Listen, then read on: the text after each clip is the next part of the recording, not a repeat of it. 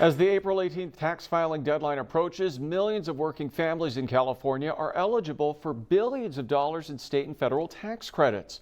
I spoke today with the Economic Mobility Program Manager for United Ways California, Mandy Irvine, about what you need to know. Mandy, what do families here in California need to know this year when filing taxes? Yeah, I think there are a couple things. I think one of the biggest things is that there is a backlog at the IRS. So what that means is they are still processing 6 million returns from last year. So we're telling people file as early as you can. Don't wait till the last minute. It's also important to file electronically and use direct deposit when you can. So don't get that paper check if you can avoid it. So that's going to help you get your return on time. I think the other thing that I want people to keep in mind for this year is there was all sorts of different payments that went out last year. Some people got the federal stimulus. Some people were able to get those advanced child tax credit payments. If you got any of those things, the IRS or federal government should have sent you a letter. And the letter says you got X amount of money for your child tax credit payment. You do need to bring that letter with you when you go and file your taxes.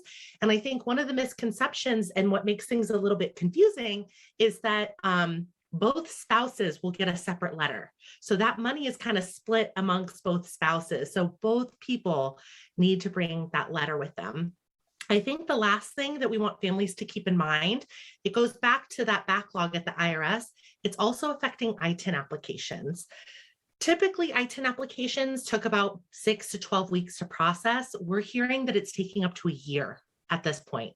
So it's taking a long time. And so we want families to keep that in mind if they need to renew their I-10 application. Again, start that process as early as you can because it's going to affect your wait time to get your taxes and all of those things. And it's easy to file taxes, correct? It is, yeah, and that's what we want people to know. We want people to know it's not only easy, but it's easy to do it in a way that's free. We really don't want people to give their refund away. We want families to really maximize their refund, keep as much as they can. And so we have a couple different ways people can file for free. If they go to myfreetaxes.org, you can file on your own, and there's a couple different softwares that you can use. We also have different VITA programs. So VITA is volunteer income tax assistance. These volunteers are trained and certified by the IRS. They're highly qualified and they're overseen by our local VITA sites. And they can help you in person, but they can also help you virtually. So if you got a really crazy work schedule, or maybe you don't live near a VITA site, then that's okay. You can actually get help from a volunteer over the computer or over your phone. How important, Mandy, are these types of programs to help families when filing their taxes?